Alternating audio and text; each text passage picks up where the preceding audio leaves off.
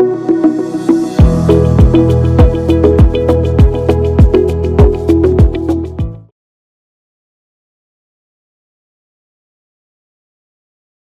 வணக்கம். உலக தமிழ் அறிவாளிகளே, சித்தர்களின் அருளால் நலமுடன் பல்லாண்டு வாழ்வோம். டாக்டர்ஸ் நேரம். ரசிக பெருமக்களே, நீரிழிவு என்கின்ற ஒரு அரக்கன், நீரிழிவு என்கின்ற ஒரு இனிப்பு நோய், அதுக்கு பேரே இனிப்பு நோய். நான் சில நேரங்களில் எனக்கு மறக்க முடியாத ஒரு நிகழ்வு, சுவாமி சாந்தானந்த சுவாமிகள் கந்தாசர்மத்தில் சேலத்தில் நமக்கு மிக நெருக்கமான பழக்கத்துக்குரியவராக மாறிவிட்டார். ரொம்ப அன்பு ஆசையாக கூப்பிடுவார். எனக்கு ரொம்ப கூச்சமாக இருக்கும். வாங்க 19வது சித்தர் அப்படின்னு சொல்லுவார். அவருக்கு எப்படி மனசில் தோணுச்சுன்னு எனக்கு தோணலை. ஆனால் அவர்களுடைய சீடர்கள் எல்லாம் பார்த்து ரொம்ப மனசு பொறாமைப்படுகிறார்கள் என்பதை நான் உணர்வேன். அவர் கூப்பிடுவார். அவ்வளோ பேர் இருக்கும்போது நான் போனோடனே வாங்க 19வது சித்தருங்க வாங்க பார். எனக்கு கொஞ்சம் கூச்சமா இருக்கும். ஐயோ இப்படியெல்லாம் சொல்றாரு சுவாமி அப்படின்னு. ஒரு நாள் சொல்றார், தமாஷா சொல்றார், வாங்க 19வது சித்தர், இந்த மாமியை பார்த்தேடா ரொம்ப ஸ்வீட்டா இருக்கா, அவளுக்கு கொஞ்சம் மருந்து கொடுங்க அப்படின்னார். ஸ்வீட்டா இருக்கான்னா ஷி ஹேஸ் டயபெட்டிஸ்ன்னு அர்த்தம்.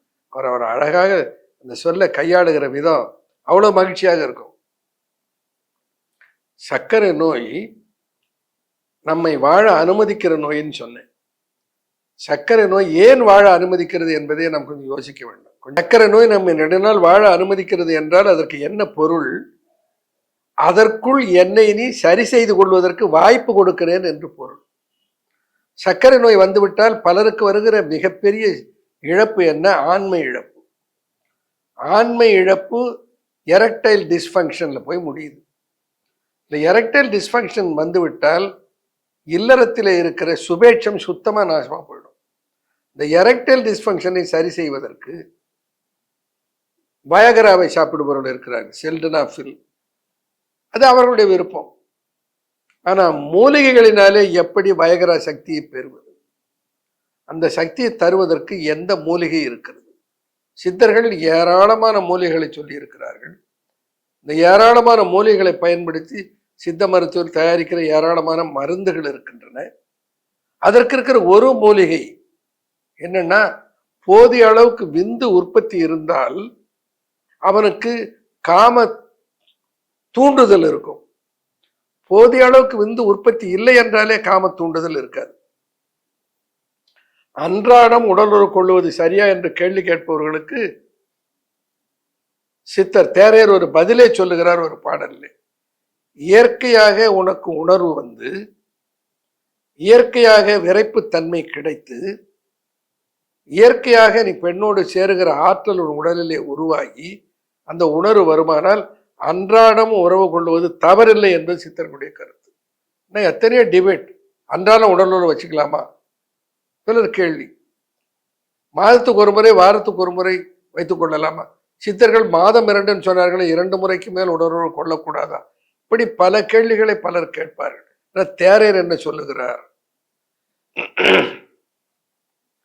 மெதிகன மத்தீசுர மேகஷய சீதம், மெதிகன மத்தீசுர மேகஷய சீதம், பெதியதிசாரம் பித்திருமல் அதிய நோய் போக்கும் அனர்த்தணிக்கும் நித்தமுற விந்துவை உண்டாக்கும் மனமே அறி என்று தேரையர் சொல்லுகிறார். என்னவா? பல இண்டிகேட் சொல்றார். மேதின்னா வெந்தயம், அஸ்திசுரம் எலும்பில் இருக்கிற போன், எலும்பு மேரோ போன் மஜ்ஜையில் இருக்கிற சிவப்பணுக்கள் உற்பத்தி திறன் குறைந்து போதல். அது இன்னைக்கு ஆங்கிலத்தில் டிப்ரெஸ்டு எரித்ரோபாய்சிஸ் சொல்லுகிறார்கள். அதை டிப்ரெஸ்டு எரித்ரோபாய்சிஸ் சொல்லலை, போன் மேரோவில் இருக்கிற ஆற்றல் குறைந்து விட்டது. அது என்ன? அஸ்திசுரம். அஸ்தின்னா போன் மேரோ அல்லது எலும்பு. மெதிகன மத்தீஸ்வரம் ஆராய்ச்சி செய்து இன்னைக்கு சொல்லுகிறார்கள், வெந்தயத்தை எடுத்துக்கொள்வதனாலே ஹீமோகுளோபின் கண்டென்ட் இன்க்ரீஸ் ஆகும் என்பது அறிவியல் சான்றுகள் வந்து விட்டன. இப்போ மேதிகன மத்திசுரம் மேகம் டயபெட்டிஸ், அதிசாரம் வயிற்றுப்போக்கு, மேதிகன மத்திசுரம் மேகம் அதிசாரம் பேதி பித்திருமல், பித்தத்தினால் வருகிற இருமல், இது அத்தனையும் போகும். மலக்கட்டை போக்கும். முக்கியமான ஒரு சொல்றார், நித்தமுற விந்துவை உண்டாக்கும். நித்தமுறை என்றால் அன்றாடம் உடல் உறவு கொள்வதற்கு வேண்டிய அளவுக்கு விந்துவனுடைய பெருக்கத்தை மேம்படுத்தும். எதுல இருக்கிறதா? வெந்தயத்தில் இருக்கிறதுன்னு சொன்னார். எப்படி கையாளுவது, எப்படி பயன்படுத்துவது, எத்தனை நாள் எடுத்தால் அதனுடைய பலன் கிடைக்கும், அதெல்லாம் சொல்ல போறேன். ஆனா அதுக்கு முன்ன ஒண்ணு தெரிந்து கொள்ள வேண்டும். இந்த வயகரா என்று ஒன்று வந்த பின்னால் அதிலே வருகிற பல வகையான பின்விளைகளை பற்றி அறிந்து மேலை நாடுகளிலே மூலிகைகளில் இருந்து ஏதேனும் அதற்கு ஒப்பான சத்து உள்ளது இருக்கிறதா என்று தேடினார்கள்.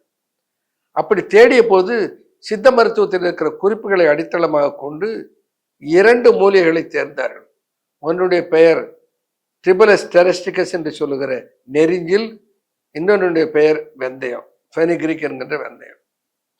இந்த 2லும் என்ன இருக்கிறது என்று ஆராய்ந்து செய்த போது அவர்கள் ஒரு மூலிகை, அதில் இருக்கிற ஒரு வேதியியல் சத்தை கண்டுபிடித்தார்கள். அதற்கு பெயர் புரோட்டோடைசின் என்று பெயர் வைத்தார்கள். இந்த புரோட்டோடைசின் இன்றைக்கு மேலை நாடுகளிலே இந்த வெந்தயத்திலிருந்தும் அந்த நெரிஞ்சில இருந்தும் பிரித்து எடுக்கப்பட்டு அதில இருந்து உருவாக்கப்படுகிற மாத்திரைகளை பல ஏராளமான டாலர் விலைக்கு விற்கிறார்கள் என்பதெல்லாம் உங்களுக்கு தெரியும், அறிவீர்கள். ஆனால் அதில இருந்து பிரித்து எடுக்கப்பட்டது எது? புரோட்டோடைசின். அது என்ன செய்கிறது?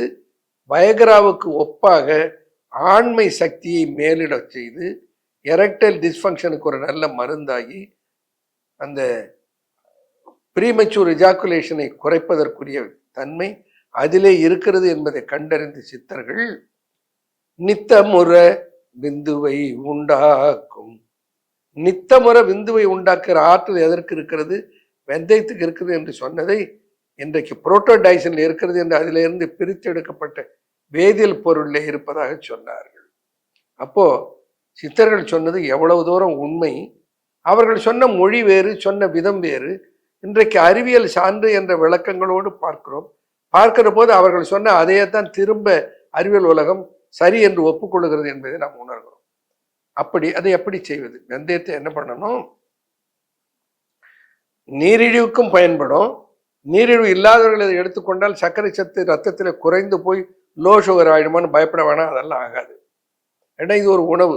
லோ சுகர் ஆயிடும்னு சொன்னா வெந்தயத்தை சேர்த்து உளுந்தோட ஆற்றி இட்லி தோசை செய்யற பழக்கம் வந்திருக்குமா? லோ சுகர் யாருக்காவது ஆகியிருக்கிறதா? ஆகாது. அந்த பயம் வேண்டியதில்லை. இந்த வெந்தயத்தை எப்படி தயார் செய்து எப்படி எடுத்துக்கொள்ள வேண்டும்? வெந்தயத்தை சர்க்கரை நோய் உள்ளவர்களுக்கு எப்படி கையாளுகிறோமோ அதே முறையில் ஆண்மை சரிவுக்கும் கையாள வேண்டும். வெந்தயத்தை என்ன செய்யணும்? ஒரு 10 மணி நேரம் ஊற வைத்து விட்டு, இப்போ காலையில் போடுறோம், ஒரு 6-7 மணிக்கு போடுறோம், சாயந்தரம் ஒரு 6-7 மணிக்கு இந்த தண்ணீரை இருத்து விட்டு சுத்தமாக ஒரு சொட்டு கூட தண்ணீர் இல்லாமல் இருக்க வேண்டிய, இல்லைன்னா அது அழுகி போயிடும். அப்புறம் எண்ணெய் திட்டப்படாது.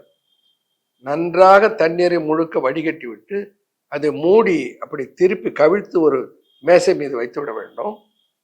அதை 36 மணி நேரத்துக்கு எந்த வகையான அசைவுக்கும் ஆளாக்கக்கூடாது, டிஸ்டர்ப் பண்ணக்கூடாது. அது அப்படியே இருக்கணும். அது முளைச்சுடுதான்னு திறந்து பார்க்கப்படாது. அதை மூடி வைத்து விட்டு 36 மணி நேரம் கழித்து, உதாரணமாக பாருங்களேன், இன்னைக்கு காலையில் 6 மணிக்கு தண்ணியில் ஊற வச்சிங்க, அல்லது 7 மணிக்கு ஊற வச்சிங்க, இரவு ஒரு 6-7 மணிக்கு அதை வடிகட்டிட்டீங்க.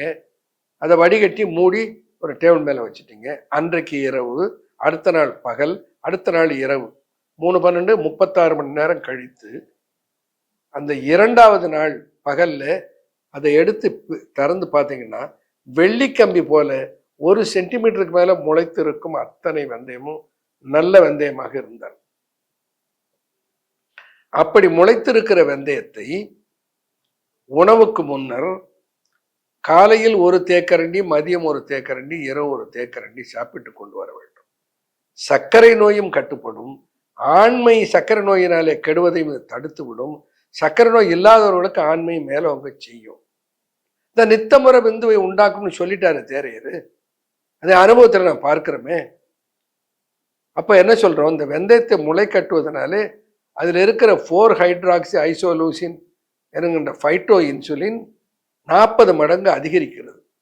அப்போ சர்க்கரை நோய்க்கும் ஒரு சிறந்த மருந்தாக ஆண்மை சக்தியை மீண்டு எடுத்து அது வயகராவுக்கு சமமாக புரோட்டோடைசின் இருக்கிறது என்று அறிவியல் கண்டுபிடித்தார்களே, அந்த புரோட்டோடைசின் எங்கே இருக்கிறது என்றால் வெந்தயத்திலே இருக்கிறது.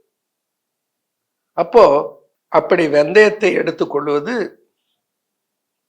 எந்த வகையிலும் எந்த பின் விளைவுகளையும் பக்க விளைவுகளையும் ஏற்படுத்தாது. ஏன்னா அது தேரையர் சொல்லியிருக்கிறார், சித்தர்கள் சொல்லியிருக்கிறார்கள். அதிலே பிழையே வராது. அதை ஏராளமான பேர்களை கையாண்டு நலம் பெற்றுக் கொண்டு இருக்கிறார். இன்னொன்று வகை என்ன பண்ணலாம், இப்படி முளைக்கட்டிய வெந்தயத்தை கொஞ்சம் நிழல் பாகமாக பிறகு வெயிலே உலர்த்தி எடுத்து அரைத்து சூரணமாக்கி அந்த சூரணத்தையும் காலை மதியம் இரவு என்று 3 வேளை எடுத்துக்கொள்ளலாம். ஆண்மை செறிவு இருக்கிறது என்பவர்களும் ஆண்மை சிறக்க வேண்டும் என்பவர்களும் அதை இரவில் கொஞ்சம் கூடுதலாக எடுத்துக்கொள்வது நல்லது.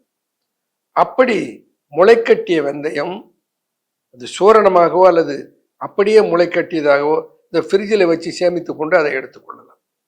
இப்படி இதுவும் முடியல, என்னால் செய்ய முடியவில்லை என்பவர்களுக்கு அன்பு ஃபார்மாவில் இந்த எனர்ஜி ஃபுட்ஸ் என்கிற நிறுவனத்தில் ஃபெனு என்கின்ற பெயரில், இந்த ஃபெனுகரிக்கினுடைய ஷார்ட் ஃபார்ம் ஃபெனு என்கின்ற பெயரில் இதை தயாரிக்கிறார்கள். வேண்டியவர்கள் பெற்றுக்கொள்ளலாம். அதிலே 2 கேப்சியூல் 3 வேளையும் எடுத்துக்கொள்வதனாலே சர்க்கரை நோய் இருந்தால் அதையும் கட்டுப்படுத்திவிடும். சர்க்கரை நோயினாலே ஆண்மை சரிவு இருந்தால் அதற்கும் இது நல்ல ஒரு துணை உணவாக இருக்கும். இதிலே முழுமையாக பலனை சிலர் பெறலாம். அப்படி பெற முடியவில்லை என்பவர்கள் அதற்கென்று இருக்கிற சிறப்பு மருந்துகளை, ஆண்மை சிறப்பதற்கென்று இருக்கிற மருந்துகளை மருத்துவரை அணுகி நீங்கள் ஆலோசனை பெற்று அதை நலமுடன் அவைகளை பெற்று வளமுடன் வாழ்வதற்கு வாய்ப்பு இருக்கிறது. ஆண்மை சரிந்து விட்டது என்பதனாலே மனம் தளர வேண்டாம். அதை சிறப்புற செய்வதற்கு சித்தர்கள் காட்டியிருக்கிற வழியை கையாளுவதனால் நலமுடன் இல்லற வாழ்க்கை சிறக்கும் என்பதை அறிந்து கொள்ளுங்கள். நன்றி, வணக்கம்.